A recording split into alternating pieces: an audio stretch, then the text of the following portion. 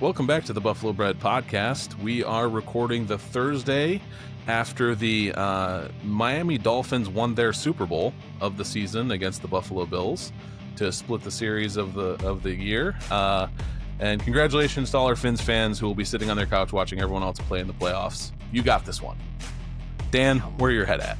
Dude, we're almost a week removed from this game as we record this, and the sauciness and the bitterness in your tone, still so appropriate. Unhappy. It's still appropriate. So yeah. It was, I posted a lot of feelings on social media, and of course, with all social media posts, sure, I'm not going to regret any of them as time goes on, but yeah, man, tough game. I will tell you this, I don't want to talk about it. We don't have to. That could be it. We're going to leave it there. I want to pretend it didn't happen. In fairness, though, I think we've put enough out on our socials. Mm-hmm. I think we've put enough out in kind of blips here and there on some of our channels to where people know how we feel about the game. And everyone in Bills Media and Bills Mafia knows what went wrong with it. JJ, I would like to hit a reset if we could. Mm-hmm. We're at the halfway point of the Buffalo Bills season right now. And coming off a horrible loss like that, I feel the need to lighten the mood a bit. So I kind of want to play a game with you. And for those of you listeners at home who might remember this podcast when we first started it, way back when it was keeping the receipts, where JJ and I, our whole shtick was kind of going through media headlines because at the time the Bills we saw as ascending, but mainstream media was doubting them. We would go through and we would literally call up headlines, call up video clips of people doubting the Bills, and then turn it back around on them. I want to kind of harken back to the days of our founding, JJ. I want to play a game with you called Halfway Headlines. So we are actually at the Buffalo Bills halfway point. They've played 9 games here with 8 left to go. And it's always fun to kind of look back on where things were at the beginning of the year versus where they are now and see kind of how some takes that have been put out there about Buffalo Bills football have aged. So JJ, what I will present to you are 5 different headlines from training camp and into the first couple of weeks of the season that are talking about a specific element of Buffalo Bills football. It could be a position group. It could be a specific player. It could be things related to player contracts. And what I want you to do, JJ, is I want you to tell me how you think that particular headline has aged from then until now, where we are midway through the season. And actually, I've come up with a rating system I'm very proud of to kind of help make this succinct.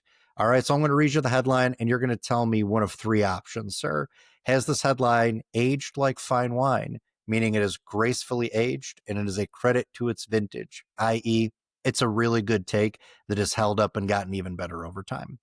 Option B, it is aged like milk. Started out okay, but then turned rotten pretty quickly. This is a take, as you probably guess, that is really aged poorly and is bad. And then option C, it's my personal favorite category, is aged like Paul Rudd. There are no hints that it is in fact aged, but only time will tell. In other words, this is a take that needs just a little bit more time before whether we know it is a good or bad take. How do you like those parameters, sir? And are you ready to dive in? I got to be honest, when I first read them, when you sent me the run of show, the like Paul Rudd and the like fine wine seemed like the same rating, because honestly, that man he's gotten better with time, in my opinion, right? Like, but he's like in a permanent stasis. Yeah. Like if you look at, I was watching Clueless the other day, and I happened to call up a photo on my phone because I'm like, that dude looks exactly the same as he did 30 years ago when this movie came out. He has stayed the same. He has looked the same age for what feels like a quarter of a century. And there's 2 ways to look at this. One is that he's a vampire and he's like just permanently youthful. The other is that he just got his smile lines when he was 25 and he'll have them till he dies, right? Because I know what you're talking about, but I've looked at those old movies. The dude just has looked perpetually 32 for 25 years, and it started when he was like 19. So, he sort of hit a moment in time and then just stuck it for a while, I think. Which I am very envious of. JJ, if I were a headline, I would say I have aged like milk, and I would really like to prefer to age like Paul Rudd. Me too. Yeah. All right. All right, let's get into it, man. Yep. Headline number one. Here we go. This comes from the Democrat Chronicle, August 21st, 2025, straight out of Buffalo Bills training camp. JJ, here is the headline. Cole Bishop struggles as the Bills look for answers at safety. What is your age rating on this one here at the midpoint through the season? We're gonna go with fine wine, which you may find Really? surprising, because I do. I think that I think where you might say it's a milk rating is that he has had some breakout games. He's looked like he's starting to get it. It's starting to click in, especially when he's lined up next to Poyer. But I will say what was expected of him, or maybe it's like Paul Rudd, maybe not fine wine, because I don't know if it's an exact bullseye of a headline, but I don't think that it is a freezing cold take, and that he is some all pro safety that has definitely come and found his own. He still makes some mistakes. I've of course watched the last couple of games, and the Chiefs game he was outstanding, but either game on either side post bye week, he still struggled. He still had some of the same things that we've seen before, failing to read the proper route, failing to provide the better leverage, failing to give the backup to his coverage players on the outside where they need it over the top, or when they need someone to kind of squish up against the edge for them to help with a streaking receiver. So with all that, I think it's going to be Paul Rudd for me, because I don't think we can say what Cole Bishop is as a starting NFL safety until the end of the season. We just got to see more consistency week over week. I agree. I actually called this one Paul Rudd too. Yeah. There is the temptation to say like milk, because Cole Bishop has in fact Mm-hmm. splashed a lot. He's had some really high variance play, but he's hit that higher tier of the variance where he's made some really dynamic and athletic plays that have literally flipped certain drives in favor of the Bills. That being said, though, I approach this more from less the Cole Bishop side and more the Bills looking for answers at safety side. And I feel like that is spot on, because I think while they are certainly trying to find their way with this Poyer Hancock platoon opposite of Bishop that has allowed Bishop to play better, I do think time will tell if the Buffalo Bills have actually found their answer there. I actually have been advocating for throughout the course of the week as we've been gearing up for the Bucs game. I've been advocating for Jordan Hancock to get a few more snaps. I think athletically is going to be a better matchup for Cade Otton and some of the pass catchers the Tampa Bay is going to roll out there. So I think Paul Rudd again, because this one still needs a little bit time to tell before we know which way it is actually going to age, be it fully gracefully or be it like milk. So Paul Rudd for me too, because the jury's out for me on the Yeah. opposite side of this question. Yeah, I think that's fair. All right. Headline number two. I think this one's going to be a little bit easier, but then again, you could surprise me. Bills fan favorite Matt Milano returning to all-pro form in training camp. This is from Sports Illustrated, July 29, 2025. JJ, how is this headline aged? This is such rotten milk that I wouldn't feed it to my dog, and I use her to dispose of some pretty rancid things. So this is really, really nasty. I, having watched Matt Milano when he's been healthy, which is always the freaking question, this season, it looks like they've moved on 1 year too late, right? Like they changed his contract, they reduced his cap numbers for or they gave him kind of a pay cut, but gave him a 1 year earlier release to free agency. I don't know that he's probably going to be back on the Bills as a vet minimum deal as a depth linebacker next offseason. And people are going to hate it because I think he just looks bad. He looks slow. He does not have any splash plays. He doesn't seem to be able to get off of run fits. He had this amazing slippery ability early in his career of, even though he was sort of undersized, he was strong enough to slice through blocks and get to, the tackle. He does not seem to have that anymore. He gets stuck on guards. He gets stuck on centers when they're pulling. He doesn't seem to have the athleticism. It's weird because it's like a light switch with a loose wire. Like every once in a while, you see him shoot to the sideline to take down a quarterback who's trying to flee the pocket, and you're like, "Whoa, that's Matt Milano." But too often he just kind of disappears in the middle. And then, of course, it's the fact that he's only available half the snaps of the season so far. Yeah, I agree with you. This is an aged like milk take. And I fell for it too at training camp. I was very hopeful that Milano was going to regain his Pro Bowl all pro form. I was reading the hype. I was watching some of the clips coming out of camp. I'm like, we're going to get Matt Milano back for one solid good year as we make a run here.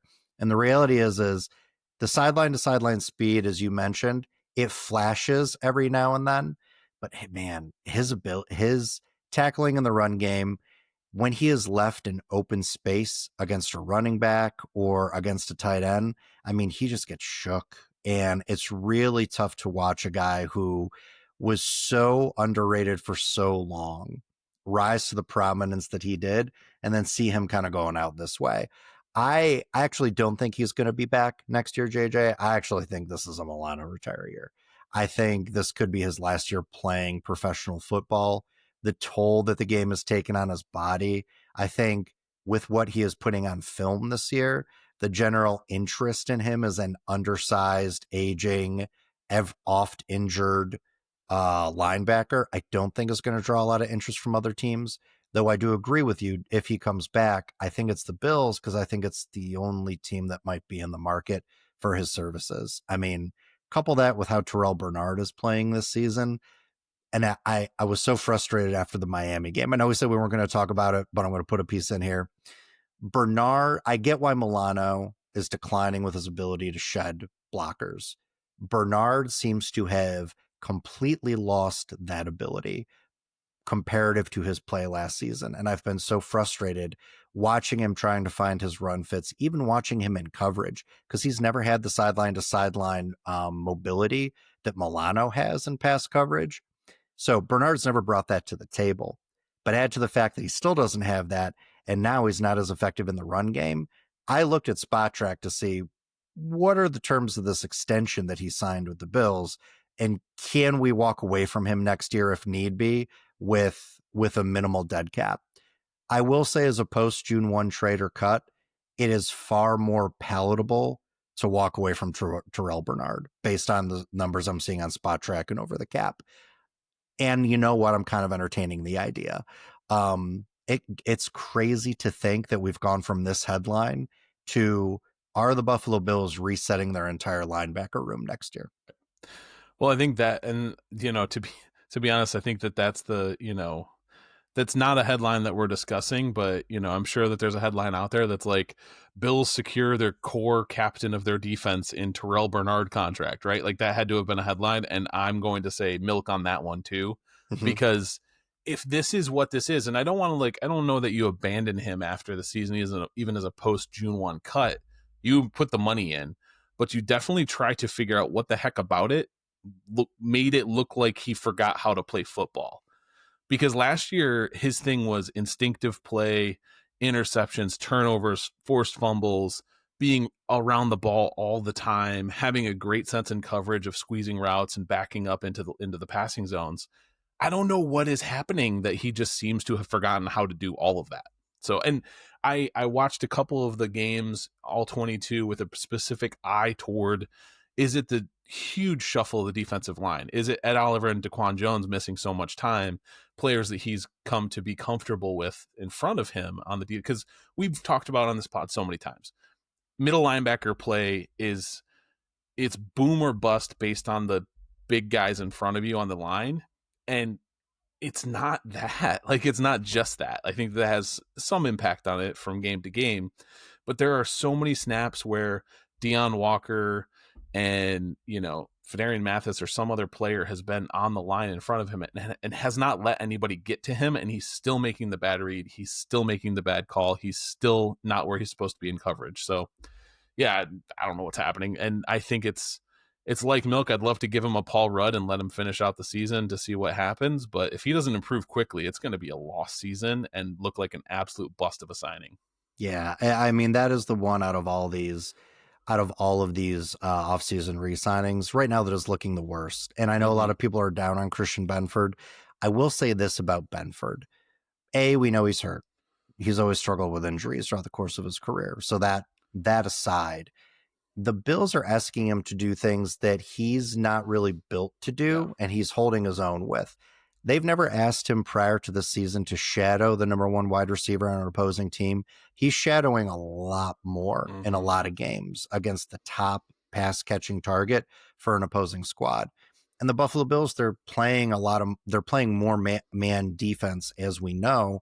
And Benford, while he can hold up okay in man, he can't hold up with that high of a volume playing man coverage while also shadowing the most athletic number one pass catcher for the opposing team. So he's been asked to play left-handed in service to the Bills, trying to play more base and sell out to stop the run this season. I think Benford's explainable.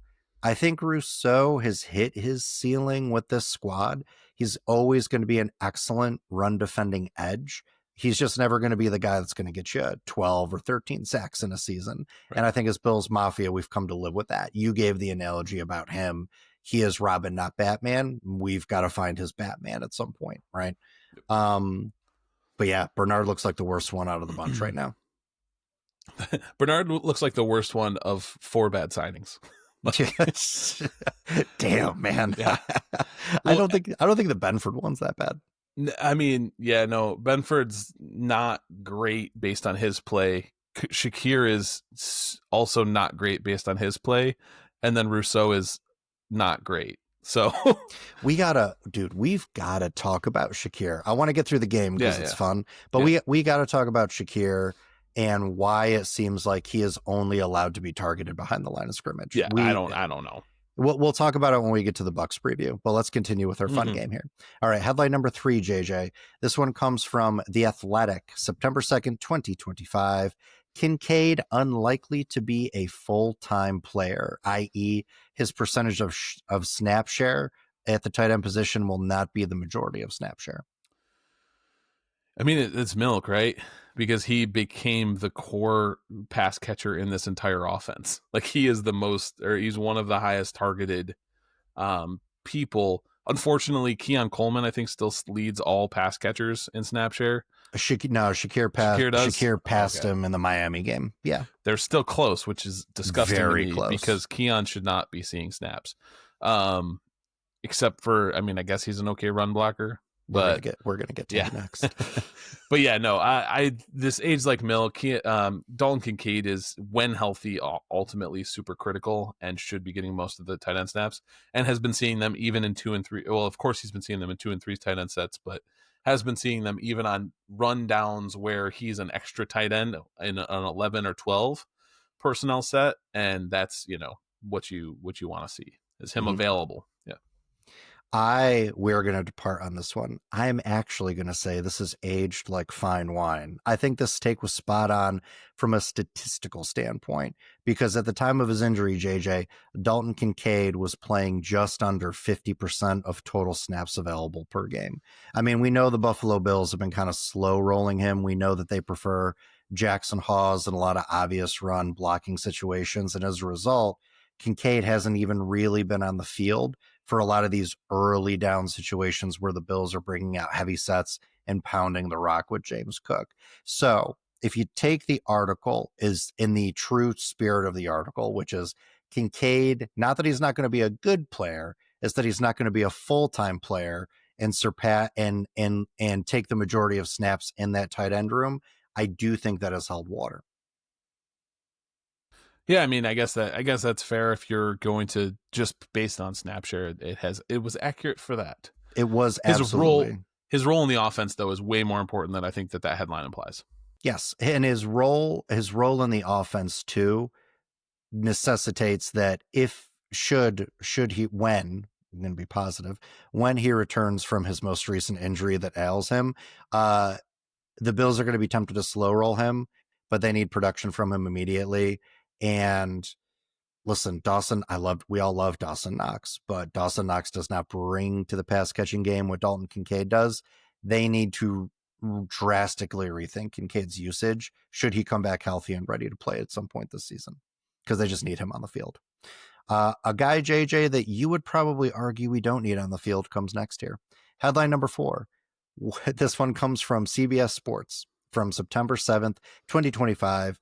Let's just enjoy this one. Why Keon Coleman was Dave Richards' breakout sleeper of 2025 and what his massive week one means moving forward. JJ, do you do so? This is wine for you. I'm gonna say. No, this is disgusting. This milk is so curdled that you can turn the jug upside down and nothing moves. Like, it is so sour and soiled. He is a breakout nothing. Like, he is terrible at football. And I'm tired of Josh Allen trying to force the ball to him. And I'm so sick of him. And I just wish they would have traded him at the deadline. And I don't care. I don't think he's going to redeem himself. He's got a shit attitude and worse play. Like, what do you want from me? Oh man. All right. You make a strong case. And I'm scared to say anything different. This is definitely not a wine case here. But I'm gonna say Paul Rudd, because I just think we need a little bit more time on this one to find out how, in fact, it is going to age. I feel like we've had this dialogue, and we don't need to dive more into the Keon discourse, but I feel like we've had this dialogue over the course of our last 2 or 3 pods. I mean, I went back and reviewed some of our old clips. Keon has been a prop bet for us for the past, I think, 3 podcasts. Most notably last one where I lost a Buffalo bottle yes. of Buffalo Trace to you, which sucks, but I will make do on that. Right. I think he is sharp as hell when it comes to his football IQ. We all saw that last year. I think he knows what he needs to be doing in the position that he is. And I think he is actually taking on an undue amount of guilt for his poor play that's not coming through in a lot of his communication via the media and through the press. And I do think it's starting to show up in his effort on the field too, that overall frustration with his play. He bears part of the blame for it, JJ, but so does this coaching staff for putting him in a position that forget me and you who podcast from our living rooms, right? Anyone, Matt Harmon, the reception perception guy, right? PFF and all the great statisticians they have there. Mel Kiper, all the Todd McShay, everybody. The book on this kid coming out of college was that he was a big power slot and that he didn't have the route tree yet. He didn't have the ball skills, the separation ability, the ability to get off press that you need to be on X island for your particular team. Everybody knew it, and the Bills have forced him into this role. And I think it has stunted his development, but I also think, too, it just hasn't done the kid any favors with regard to contributing to the success of this team, because they're putting him in a role that it seemed like everybody but them understood he wasn't going to be successful in. Okay.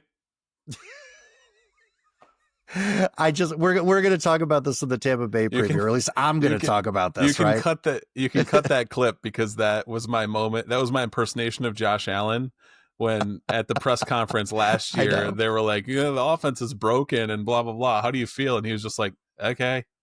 Oh yeah. When someone said this, this doesn't look like a championship offense. Right. Yeah. Well, and that's all I have. That's all I have for that. Cause it's like, like we've had that conversation, but at some point in time, you are being put in a position that the coaches believe you can win in, and you are not winning in it. And I get that some of that fault might land on them because you're just not built for that success. Sure. But like, I don't know what to tell you, bro. Like, you got drafted to be an X, and you probably at some point in that pre-draft process in the interview with your team said you believed you could do that. And then in practice every day, you're in that role repping it, and you still completely bungle every big moment, and you're never in the right position, and you literally get bodied and pushed out of bounds. So you're no longer a viable passing option. Like, you're a huge body, strong receiver. That's supposed to be your game. I'm so tired of watching 5'11" corners push him so he steps out of bounds and then he can no longer catch the ball. Like, whatever. No, listen, I have no counterpoint to that at all. I mean, in the Miami game, he was matched up against a corner that was of equal size of him for the most part. But again, 4th string corner, you're a top 35 pick in your draft class. You're supposed to be the number one wideout on this team. I totally get that frustration. And he does constantly lose jump balls and physical matchups to smaller DBs that are not athletically as gifted as him, but operate with better technique. Right. Well, that's what I'm saying is like when he plays against people who are athletic mismatches, he doesn't look like he's a better athlete. And that's all I need to know about it. Paul Rudd. This is Paul Rudd for me. All right, fine. This is Paul Rudd. I'm calling it milk. You can call it Rudd. All right. I'm definitely going Paul Rudd on this one. All right. Last one. JJ, this one was kind of fun because we are fans, as you know, and we often have, literally have a segment called Prediction Sure to Go Wrong. So I thought it'd be fun to get some fan takes in this one. So this headline is from ProFootballNetwork.com. This was just after the James Cook signing. Headline: he got overpaid, in quotation marks. Fans react to the James Cook signing. Some other fan reactions that I found in this article, JJ, quote, $12 million for a non-game changing running back, end quote. Quote, $12 million when the Bills had all the leverage isn't ideal, end quote. And then the last one, quote, way overpaid. Do not draft James Cook early in your fantasy drafts, end quote. That last one's probably going to sting for a lot of people if they followed that advice. JJ, I think we're both going to be on the same page with one. Where are you at? Oh, this is spoiled milk. Like James Cook is hard milk. He is a top 3. Yeah, he's a top 3 running back in the league. I was not expecting this level of step up in his game. He has looked more elusive, more physical, more like somehow has more juice to breakaway speed. When the blocking is right and the teams are not absolutely selling out to stop him and stuffing the box with 9 players, he's every bit of the running back you can build the franchise around. Yeah, 100%. He is Jonathan Taylor, Saquon Barkley, that type of back. Absolutely. No, I think he definitely is. He is earning his way into those conversations for sure. Again, I think the only piece of James's game that we want to see develop a little bit more, and I actually think it exists, it's just about the coaching staff trusting him. I'd like to see him in on more third downs. I know his touch rate way high, way outpacing last year for total touches of what they think he can handle. But man, they need him on the field in some of these third down situations. Like it's gotten to the point where when Ray Davis is on the field or when Ty Johnson's on the field, the other team kind of knows what is coming. I don't think Cook is the liability we think he is in pass pro, but even if he is, right, I have no problem using James Cook as another blitz beater option on some of these third and obvious passing downs to leak him into the flat or something like that. I mean, the Kansas City Chiefs literally, in the absence of a running game, have done that for years under Andy Reid. I don't know why we can't fold James Cook into the similar type of philosophy and scheme. Yeah. Well, I just the fact that he's not utilized in the short passing game at all, like crazy. He had he's had 4 targets this season. Like is that true? I'm gonna look that up. Yeah, look that up. I'm gonna look that up. If that's true, because he was not targeted. Yeah, he was not targeted in the passing game for 3 weeks when the Bills went on their 2-game loss skid. I will, JJ. That's going to infuriate me if that is in fact the case. All right, you keep talking about stuff. No, I'll just continue on that note. Is that the number of times we've talked in this pod about the opponents having weak linebackers or weak safeties and tight ends and running backs being targeted in the short middle of the field as a tactic being ideal, and then the Bills just Joe Brady just refuses to do that. And it's not even like he's throwing it to other running backs. They're not throwing to any running backs. And then, you have Kincaid, who for some reason they believe can only be targeted 20 or more yards downfield. And Knox, who usually drops passes when we most need him to not drop them, creates a situation where it just seems like they're putting the wrong players in the wrong positions in the wrong times at the wrong depth of target. And it's really frustrating.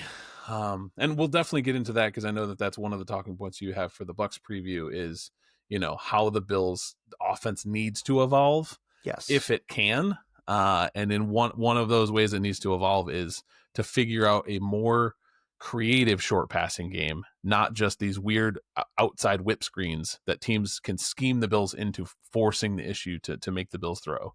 100%. All right. So he has had 20 targets this year. through, I mean, that's That's still not nothing. good. That's Yeah. like 2 targets a game. Yeah. And he said 18 receptions. So he's averaged 2 receptions per game over the course of the first 9 games of the Buffalo Bills season here, which JJ sadly is exactly on track with how he's been used in the passing game for the entirety of his career. No. No. Yeah. No. So like what? Keon Coleman's getting an average of 6 targets per game. I know what you're I going to want say. I want James Cook to have 4 of those. Like those numbers should be flipped.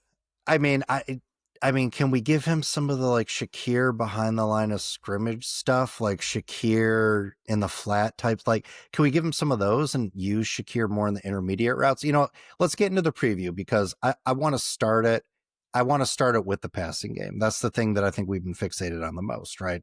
So let's talk about this Bucs preview. Buffalo Bills have a very, very important game coming up against the Bucs, JJ. I still think there's runway for a wild card for them, even if they drop this game. But this game is still no less pivotal to me because I want to see 2 things out of them. I want to see evolution. I want to see this scheme, particularly on the offensive side of the ball, change and adapt for the personnel that they have and to answer some of what opposing teams are rolling out there again. So I want to see evolution and I want to see edge, man. This team has not played with an edge in a very, very long time. They are, to a large extent, one of the more physical teams when you look at the way they're built, how their 4-man pass rush is so vicious this season on the defensive side, and how the offensive line are absolute maulers in the run game. For a team that plays with that kind of physicality, they don't play with a ton of edge. There are times where as a unit, they look lost. And then I'm really getting tired in these post-game press conferences of seeing McDermott being like, yeah, man, we should be able to pass the ball with our MVP QB. I can't figure out why.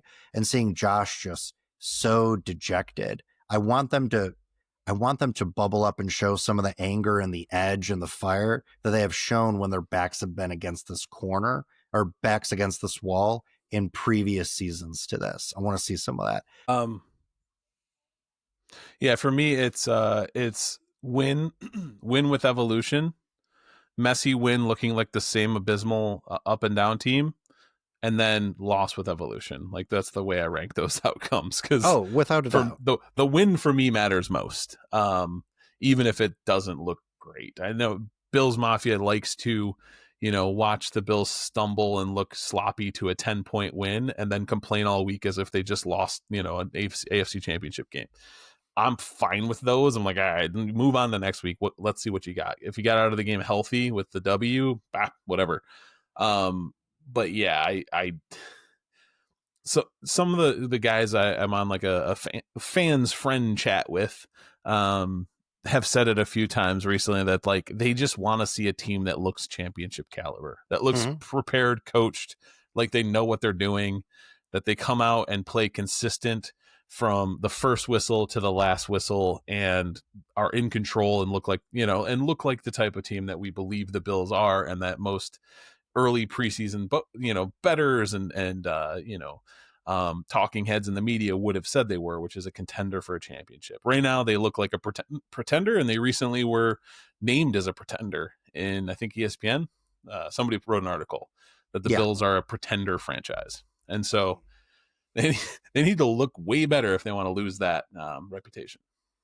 But they have also had a loss to a Tampa Bay team in recent history that ended up spurring them on to one of their dramatic late season runs. And I wouldn't mind some of that mojo again this year. The last time they played the Bucs with their backs against the wall to this level was 2021 against the Tom Brady led Tampa Bay Buccaneers. That was the OT game where Josh just went off in the second half, ran all over the Bucs, threw all over the Bucs in a losing effort. But that then set the tone for the remainder of the back half of that season, and the Bills found their way into the playoffs, right? They found their way to another agonizing defeat at the hands of the Kansas City Chiefs. Like that's why I don't care. Like that's why I'm just like, I don't care how we get there. Like it's only going to matter when it looks like it's supposed to in the playoffs. All right, let's get into some of the specifics of this game, JJ. You want to start with the offensive side or defensive side of the ball? Yeah, let's start with the offense because we need to talk about how Khalil Shakir is only a screen target, how Keon Coleman somehow frustratingly gets targeted on 3rd and long when he has not proven he can do that ever. and how they don't throw to running backs. Let's oh man. Let's talk Oh, about Shakir. Let's talk about Shakir. I want to because talk about him first. all right, before we get into that, because we were just talking about the Patriots, I keep glancing up. I have the Patriots Jets game on in the background. Mm-hmm.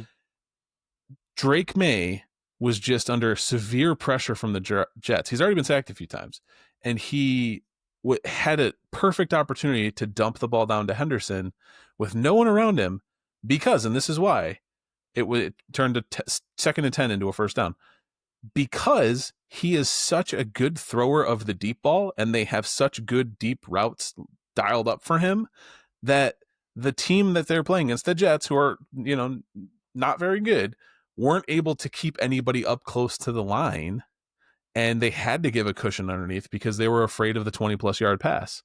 That's so sad to watch this and know how the Bills play football, and that Josh Allen doesn't even have those short dump downs available because everyone's crowding up because they're like, you're not going to beat us over the top. Either A, your wide receivers can't get there, or B, you're so inaccurate throwing past 20 yards that you're never going to hit one. Like, what happened? Let's go ahead. Take it from there. Why doesn't Josh Allen throw a deep ball? Go, Dan. Why doesn't Josh Allen throw a deep ball? And this brings me back to the Khalil Shakir piece. The data says that he is running those intermediate routes. When you look on film, especially because the Bills are facing man coverage at the rate that they are, he's not uncovering from one-on-one coverage, right? He is not as adept at finding some of those soft spots in the intermediate zone as he is to the zone closer to the line of scrimmage. I'm not saying he can't do that. I'm saying right now, because the way this wide receiver room is constructed and because he is usually playing in the assembly of wide receivers that he is, no one needs to dedicate resources to another area that would make him better, make him more available in the intermediate parts of the field. Like, teams feel pretty comfortable deploying the bare minimum around us resources, each level of our passing concepts, to the point where you can't take advantage of a guy like Shakir. I know we all trashed the Amari Cooper trade in hindsight last year, JJ, because from a production standpoint, we just didn't get what we wanted out of him. But we tend to forget that before he went down with that wrist injury, teams had to respect Amari Cooper like he was the old Amari Cooper, and it opened things up tremendously for the rest of this wide receiver room. And Khalil Shakir had some of his best individual receiving games when Amari Cooper was on the squad. They're lacking that element, that big threat, because Shakir's never going to be that. For as good as he is, he's never going to fully be Amon-Ra St. Brown, right? He's not going to be the big threat. He needs that alpha target to help take away some of those resources from the parts of the field he likes to exploit so we can better maximize his route trees. I think that's the problem with Shakir, is that is an individual matchup winner in the intermediate part of the field, be it man or be it zone. He's just not the type of guy who's going to be able to win on his own in that way. So the Buffalo Bills use his yak ability and they play him closer to the line of scrimmage. Yeah. And it just feels like this is, I'm sorry, I'm like negative Bills Mafia right now. It just feels like You this is really are. I'm in a dark place. I really need them to win. I need a win really here, Dan. need this, man. So, but that's just the common theme. That is like the repeating trope of this Bills team is the players that they have and the players they reward are role players. They don't have those A1 alpha dog players other than Josh Allen and James Cook. Maybe end of list, right? Like, they just don't got him. Like, Greg Rousseau cannot do it alone. He needs somebody who's better than him opposite him. Khalil Shakir cannot do it alone. He needs someone better than him opposite him. On defense, Terrell Bernard cannot do it alone. He needs huge, excellent defensive linemen to keep him clean for him to have a good look at it, or he seems to be completely ineffective. Cole Bishop cannot be the best safety on the field. He needs somebody strong, a strong, guiding presence as a veteran like Jordan Poyer out there, or somebody speedy like Hancock out there to assist. Like, it's just this repeating over and over trope of Khalil Shakir can't get it done because somebody needs to take coverage away from him, and like that, we just gave him, top 15 in the league money at wide receiver, and he can't do anything on his own. No, I listen, I get your frustration. But it goes back to less of the fault of the individual players and even less of the fault of Brady, and back to this roster build. I will say, though, on a positive end of things, the Bills are literally, it feels like, one piece away from being able to unlock the remainder of the potential in this wide receiver room. I don't think that person is necessarily Gabe Davis, who I think is going to play in this game. And that'll segue us to kind of our next piece of this.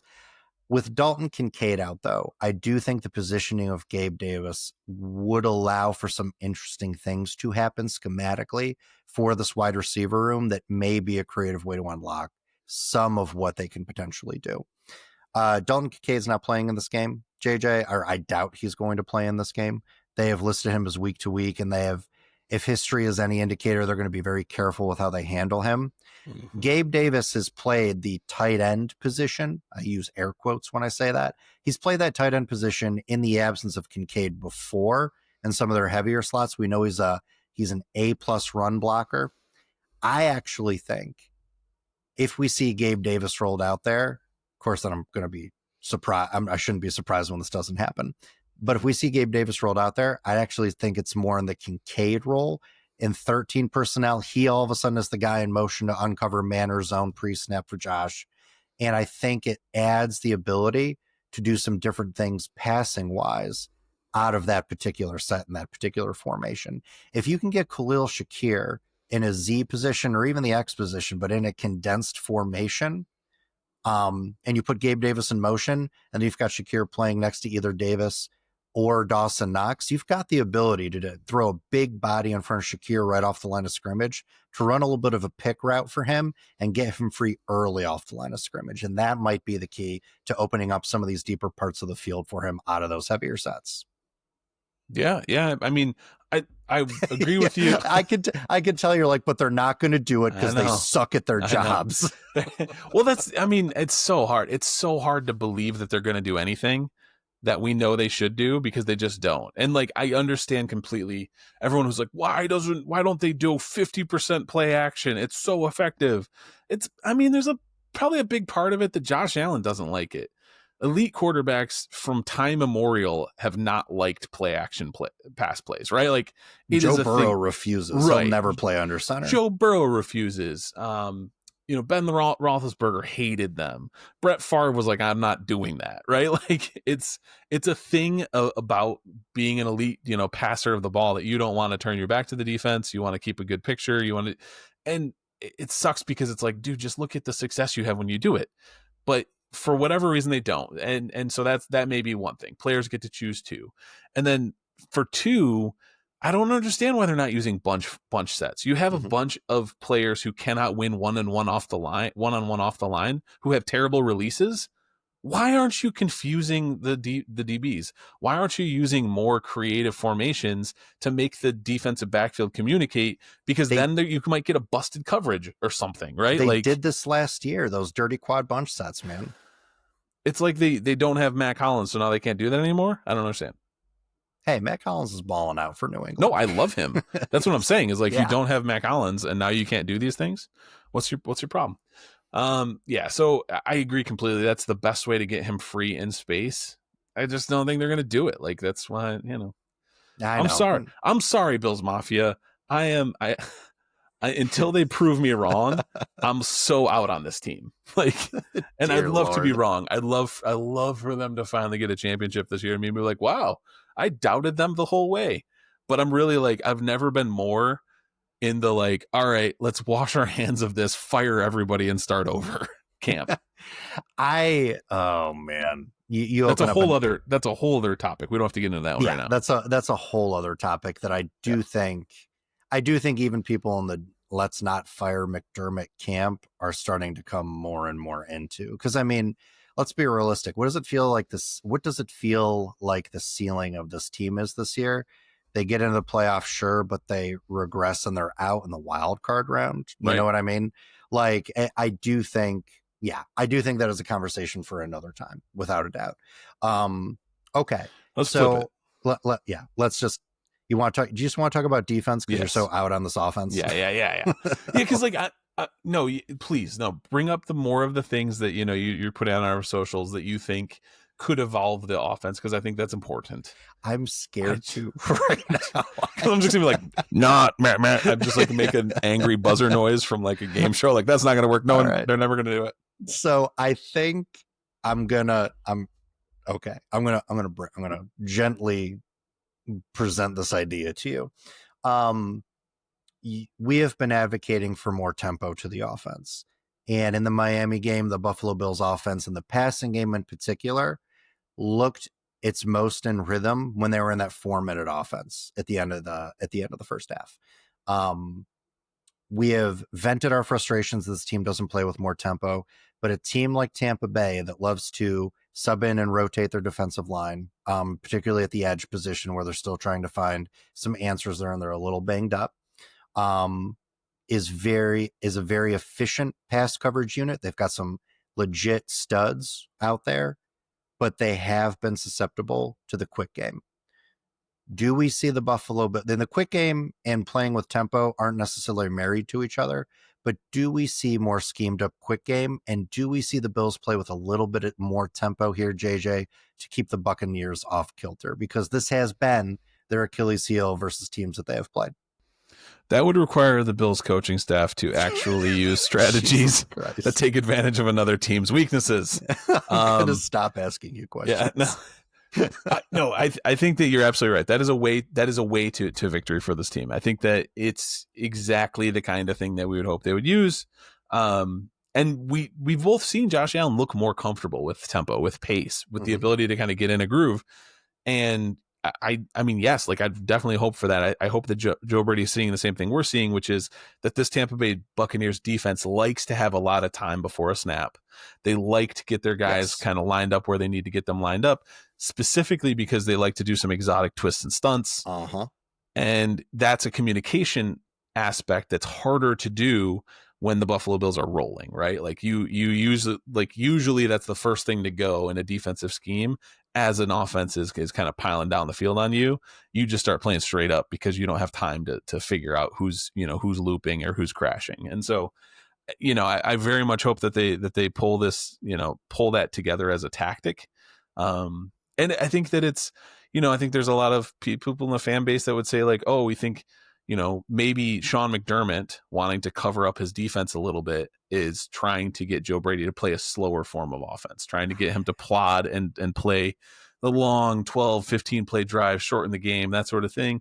I don't know how much of that is true. Like, I don't know if he's meddling to that level. I just think it's been a choice and selection thing. I think Joe Brady is mindful of being a good partner to his defense, and complementary football is definitely preached to the whole coaching staff. And we know that if they throw it 3 times in quick succession and get out after 9 seconds come off the play clock, that puts your defense in a pickle, right? Yeah, without a doubt. Yeah. I don't think McDermott is meddling to that point. I don't think so. I think defenses are dictating some of that as we talked about, with the way they're guarding this wide receiver unit. I do think offenses or defenses are dictating some of that to the Bills more than anything else. And I mean, Josh has shown a propensity over the past, I would say, season and a half to take what defenses are giving to him, which is usually just the check down stuff down below. But Josh is also really cognizant of game script too. And he has been playing from behind more, I think, than he has in the past couple of seasons with the Buffalo Bills. And as a result of that, depending on where they are at in the game script, against a lot of these teams, I saw it a ton in the Miami game. It looks like he's pressing, and I agree at times he is pressing. But I think there are times where I watch the film and I see, there's a check down available in the flat, but also there is a slot corner that's got zone eyes on that receiver. That's going to be a 3-yard gain on second down. They're going to be tackled immediately, which we saw a bunch in that Miami game. Right. And it's going to be 3rd and 7. I do think in earlier downs, he is trying to be more aggressive so that they can avoid the 3rd and 7, 3rd and 8 that he knows they don't have a lot of answers for with this personnel and in this playbook. Right. Yeah. So going back to the original point about quick game with a team like Tampa Bay, not just allowing them not to set, but not getting so bogged down and calling out protections, because that's failed a lot too, particularly with Connor McGovern. I don't know what it is this year, but Yeah. McGovern's checks at the line on protections have not hit right. And Josh, for whatever reason, is not overriding him from under center. I'm not saying that stuff doesn't happen when you play with tempo, but I'm saying you can dictate that a lot more and play in better rhythm and dictate those situations better to the defense. And that would take some pressure off of this offensive line to constantly be right for 39 seconds before we snap the ball on where the pressure is coming from. Yeah, and I'm wondering about that too. It's such a weird thing. There's a couple of those weird nuances for this team that we can't necessarily figure out. Why did Terrell Bernard forget how to play football? How is Connor McGovern regressed so much? What about his play has keyed defenses to know what his checks and calls are? Mm-hmm. That's what it looks like. It looks like, someone's reading his pitches. And it's made them wrong a number of times in key moments, and the Bills offense has paid the price. And so, yeah, it's one of those, it's yet another area. Like, this is the point in time. And this is me being hopeful and positive. This is the point in time for this Bills team to prove what they always say, which is every week is a chance to get better. Growth mentality, growth mindset, like improve on the things that we need to improve on as a team. Stay focused, go 1-0 every week. All the things, all the little, catchphrases they use. Get out there and show us, because I think that this is a good opportunity to do so. Yeah, no, without a doubt. All right. Do you want to mercifully switch to the defensive side of the ball on this? Okay, great. All right. So a couple of keys for me, JJ. Let anyone other than Ibuka beat you. Like, bracket the shit out of that guy. Even I saw Godwin's practicing. I don't know that he's going to be ready to go for this game, but even if he is ready to go, he has been on injured reserve for weeks at this point. Anybody but Ibuka. Let anybody but him beat you, because he right now, depending on the health of Godwin, he's the only guy that can really slash you with explosive plays. So bracket the hell out of him. Let Kate Otten beat you. If Sterling Shepard beats you, God bless that guy, right? Absolutely. Yeah. Like, right? You've done it, Sterling. Right. Thank you.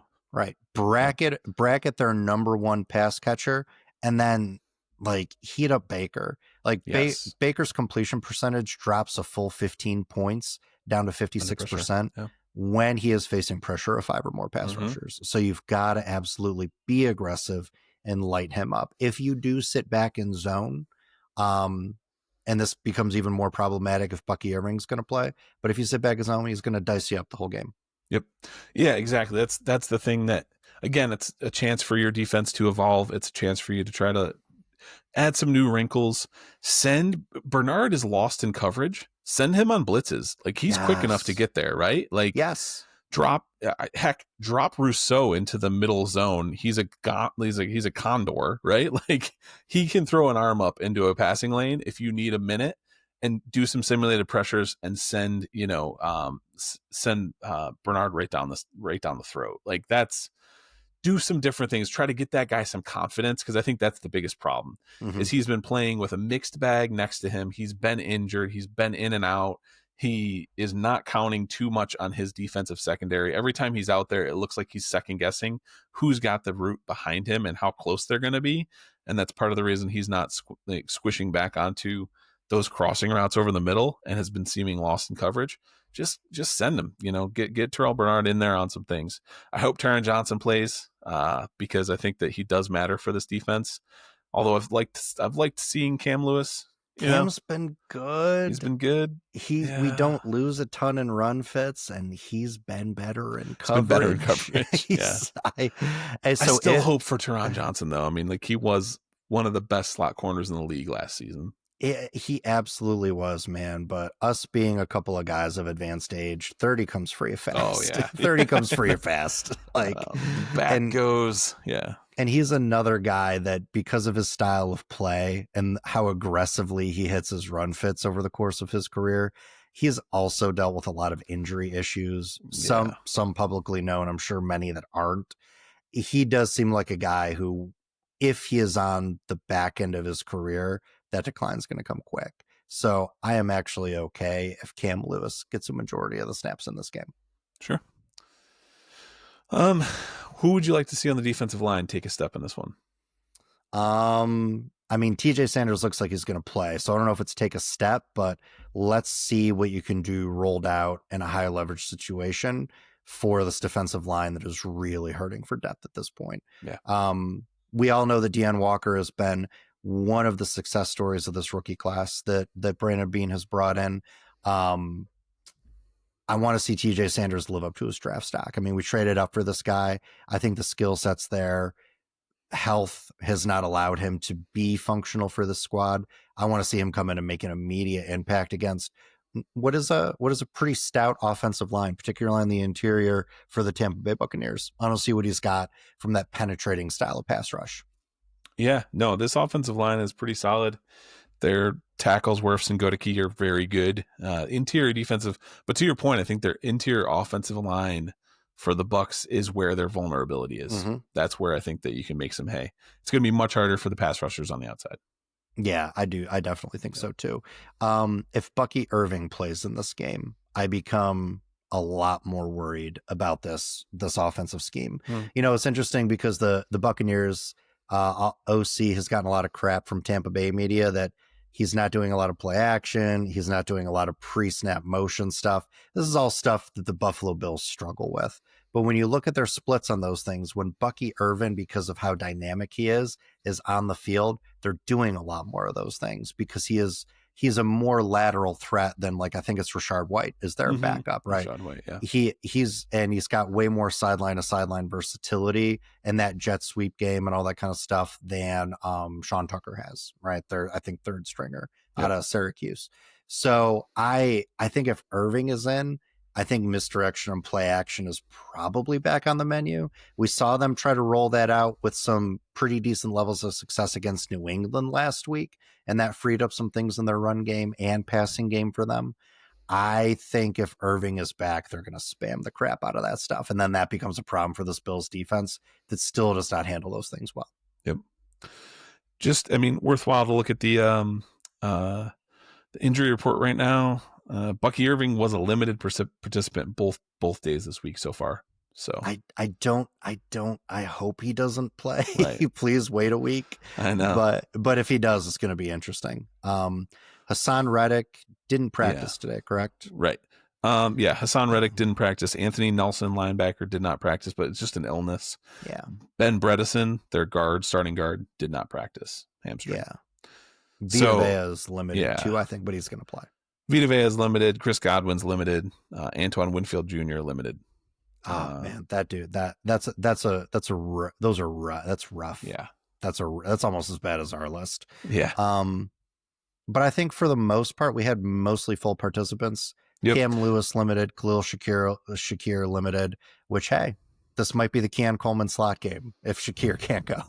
Please, I honestly, this is the thing for me.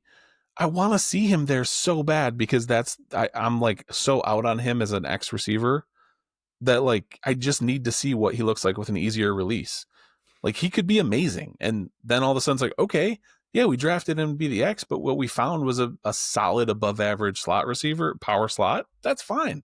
Let's keep looking for an X. What is stopping us in 11 personnel from putting, if Palmer goes in this game, which it looks like he's going to go, our separation god and savior, Josh Palmer.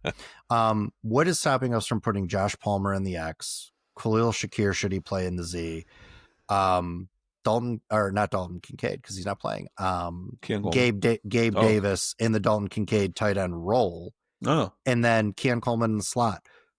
What's wrong with that? Why can't we do have nice things? Why can't we do that? Why can't we try something else? Because what we've been trying doesn't work. Yeah. Fair. Yeah. And then you've got, Palmer's a field stretcher. Gabe Davis can stretch the seam from that tight end position. All of a sudden, the middle of the field looks really open for an intermediate inbreaker from Khalil Shakir or something closer to the line of scrimmage of Keon Coleman.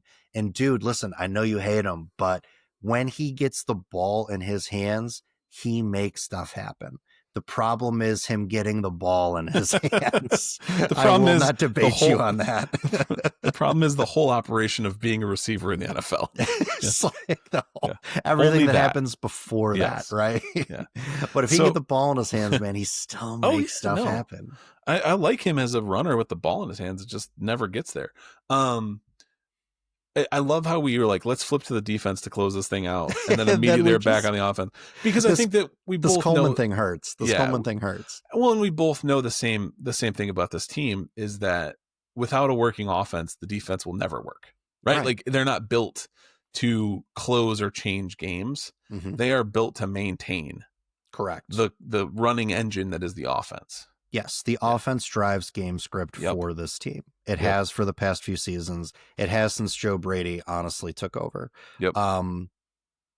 Yeah, man. I have another Coleman thought, but I'm gonna save it for another pod because I feel like this is gonna be a debate that never ends. And my voice is toast. Let's close this thing out. Let's do this thing. Yeah. Predictions sure to go wrong, my friend. All right. So the line on this game is moved, but it favors Buffalo by 5.5. Vegas, shut up. Like this 5.5 spread. Right. Bills favored by 5.5 points. I hate you, Vegas. Over under on this game, 47.5. JJ, final score prediction. I'm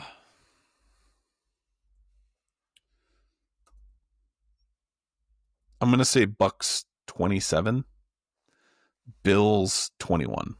Ooh, I think they lose this one. You're not taking the Bills. This is only the second time in the history of our podcasting together I've ever picked against the Bills. I know. The only other time you did that was against the Chiefs. Yep. Okay. What makes you think that the Bills are going to drop this one? Oh, because they just seem so sloppy. They're like, I think for me, it's the fact that the Bucs have a very good. I know that they have some injured players. They're trying to figure out their pass rush, but overall, they have a solid, well-coached defense. And if they get an extra possession, they have enough of an offense to keep this out of the hands of the Bills. Okay. Yep. I am also picking the Bucs. I picked the Bucs preseason to win this game. Yeah. And this was always one that kind of troubled me on the schedule, kind of where it sat from the stretch of games that we are on right now. We've got Pittsburgh coming up. We've got the Texans coming up on a short week. And then we've got what is a looming important matchup against the New England Patriots. So where this game was situated, we have seen it this time of year against NFC opponents. The Buffalo Bills drop games exactly like this. Yep. So just based on recent history, I was like, the Bucs maybe squeak it out. So I've got Bucs 28, Bills 27. I think it's going to be a close one for sure, but I think the Bucs are gonna take it. And I'm also taking. Are we both taking the over on points on this? We are. Yep. We are. Okay. I think both of these offenses can find a way to score on these opposing defenses. Yep. I really do. All right, JJ, do you have a prop bet? I have just one. Josh Allen plus or minus or over under 250 yards passing.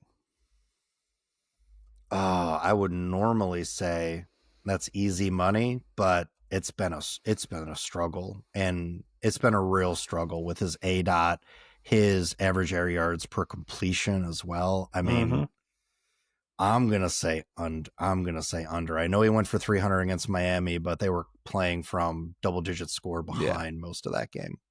I'm gonna say under. I'm also gonna say under. Yep. Yeah. He seems to not, whether it's scheme, receivers, whatever it is, Dalton Kincaid's going to be out this game. I think it's going to be a struggle. Do you think he is kind of like protesting this offense in his own way on the field? He's quiet quitting, right? He's like, "Oh, you want to turn me into a 5-step drop QB? Okay, here, I'm gonna chuck this thing downfield." I don't know. It's something though. There's something fishy, right? Like he just doesn't seem interested in playing football. And if it's, I don't know if it's scheme, if it's like he's Hollywood Josh now, which is what I've said a couple of times. Oh, man. Are we at that stage of our Josh Allen doubt where he's doing too many commercials, Josh, and that's why he's not playing well? It's not about the commercials, actually. I actually take it from a standpoint of his life fulfillment. That he is like, he got married, he's like renowned, he's beloved across all media. And it's just a play. Like, what else does he? Of course, he wants a championship, but does he want a championship? He's got $250 million guaranteed. Like, is that important? I'm not saying he's the kind who gets paid and gives up, but he might be one of the kinds who's like, he even said in an interview that Haley has taught him there's more to life than football. Dan, listen, man, him and Haley, as far as I'm concerned, are unimpeachable with their love of the Buffalo Bills. Yeah. All right. And what Yeah. they want for this town and this team. Okay. I will have no Haley or Josh slander in my That's presence. fine. But Sorry. I will say this is how Josh was playing before Dorsey got fired. And Josh, while he did not do so publicly on the field, you could tell there were moments of real frustration that he was having with this offense. It looks a lot like it did before Dorsey got canned. Now, Yes. I think Josh and Brady have a different relationship than Dorsey and Josh did. And I think whatever they're going to hash out, they're going to do it behind closed doors. And I think Brady is very well known for taking player feedback. Like, he pulls in the offensive line, he pulls in each of the positional groups to help build the game plan each week. What plays do you think are going to work? What plays do you don't? So, like, these players have skin in the game when it comes to what's being put out there on the field. I think Josh's frustrations, though, are kind of echoing where it was at with Dorsey. That's what I'm picking up on. I don't think it's life fulfillment necessarily. Yeah. Okay. Well, there's also Sean McDermott's effusive praise and support of Joe Brady as the offensive coordinator, which is the same thing he did 2 weeks before he fired Ken Dorsey. Yeah. Kiss of death, right? Yeah. He's absolutely our guy. We absolutely got his back. Like, we'll figure this out. We trust him. We trust his scheme.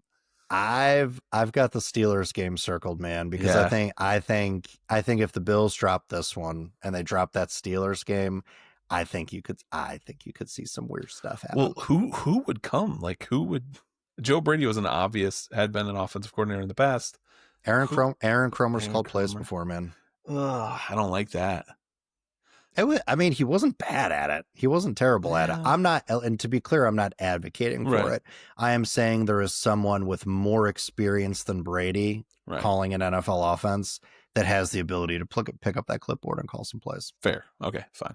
Yep. And Kromer's built this run scheme. He's helped build this run scheme, right? That's true. And he was with McVay, who knows how to do a passing freaking game. Well, this feels like the all the people who are like, Jim Kelly should come back and be the quarterback's coach. Feels like that kind of statement. But when you say Aaron Kromer just can call plays, I just think of like Aaron Kromer running the run game and just turning the entire play calling over to Josh Allen for anything that's not a run. What would be wrong with that? What would be wrong with that? What would be wrong with giving Josh a little bit of Aaron Rodgers freedom at this point? That's what I'm saying. That's what I'm saying too. Play with tempo. Yeah. Do whatever you want. Just go out there and sling it. Seriously, Josh. You know what? Josh just becomes the OC. That's what happens. Yeah. OC on the field. Yep. Absolutely. All right. Doesn't even need a headset. Just for memory. Right.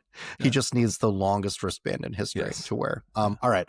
I do have a prop for you. Okay. It's not Keon Coleman related at all. Oh, thank God. TJ Sanders, who you and I both really like, coming into the preseason. I don't want to take a sack metric because I don't know that he's going to get one in this game, but I do want to go TFL. TJ Sanders, tackles for loss, over under 1.5 in this game. TFL 1.5. Wow, the Patriots are not running up, but they just scored again, so it's 21. It's going to be 21-7 here in a second. What is that in the third quarter? Yeah. Hey, I mean the Patriots. Listen, we'll talk about the Patriots. Yeah. That's a team with flaws, but no one on their schedule except maybe us in Baltimore will be able to exploit them. So I'm gonna hit the hopium and say over on TJ Sanders tackles for loss. Nice. I'm gonna say over 2. Okay. I think especially if Daquan Jones is fully healthy, and we've already seen Walker kind of step up. I'm very interested to see Walker and Sanders play next to each other, and Walker's big gap sucking body open up some quick lanes for TJ to get in there quickly. So I'm going to say over. Nice. All right. Awesome. All right, man. Listen, man, I just hope you feel better. All right. No matter what happens. I hope you're feeling better after this game. And Bills Mafia, I hope you are feeling better no matter the outcome this weekend as well after watching another Sunday of a 1 p.m. Bills kickoff. For all of you listening at home, as always, like, share, and subscribe wherever you get your podcast, Google, Apple, Spotify, and as always, go Bills. Go Bills.